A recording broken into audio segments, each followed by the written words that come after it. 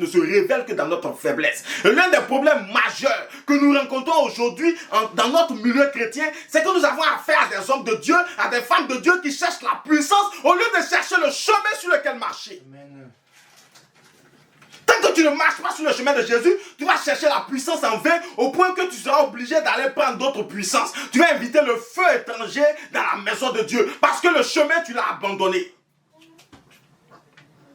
Nous n'avons pas besoin de fournir beaucoup d'efforts. L'effort, c'est Jésus qui fournit. Nous avons juste besoin d'une seule chose, marcher avec Jésus, en Jésus. Pour que ce qui est en Jésus soit sur notre chemin. Et parce que c'est sur notre chemin, quiconque rencontre notre chemin ne peut qu'être impacté. Ce n'est pas nous qui impactons, mais c'est le chemin lui-même qui impacte.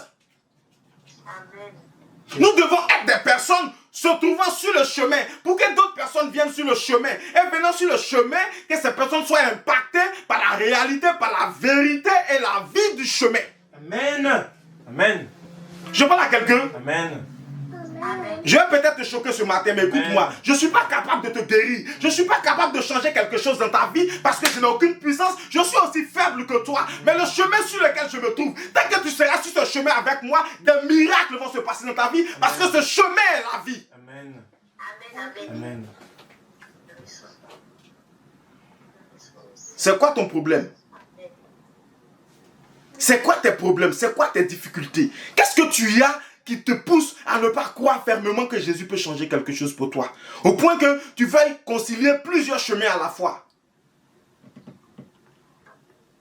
Le chemin de la réussite selon le monde et le chemin de la vie éternelle. Le chemin de la médiocrité et le chemin de l'excellence. Les deux à la fois, ça ne marche pas. Le chemin de Jésus et le chemin de ce siècle présent, ça ne marche pas. Il y a des chemins contraires, opposés même, l'un aux antipodes de l'autre. Il est temps que tu fasses un choix. Un choix peut-être difficile, quand tu regardes ta condition de vie, quand tu regardes les circonstances dans lesquelles tu te trouves. Un peu comme ce jeune maître riche s'était trouvé.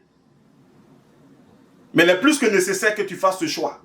Et s'il y a un conseil de frère, dans la foi, en tant que disciple de Jésus, que je peux te donner ce matin, choisis le chemin de la vie afin que tu vives. Amen. Choisis le chemin de la vie afin que tu vives. Parce que tant que tu vis, tu auras tout. Quand tu vis, tu auras tout. Mais si tu ne vis plus, tu as tout perdu. Alors ce matin, je voudrais clore ce message en te disant que Jésus t'a aimé le premier. Et il t'aime d'un amour inconditionnel. Et j'allais dire, fou. Un amour fou. Un amour qui ressemble à de la folie. Amen. Oui, oui. Un amour qui ressemble même à de la folie. Amen. Pourquoi de la folie? Parce que c'est incompréhensible. On n'arrive même pas à expliquer. Toi, une pécheresse. Moi, un pécheur. Un ancien drogué, vagabond, bandit. Mais il m'a aimé même quand j'étais bandit. Il m'a aimé quand je volais. Il m'a aimé quand j'étais infidèle.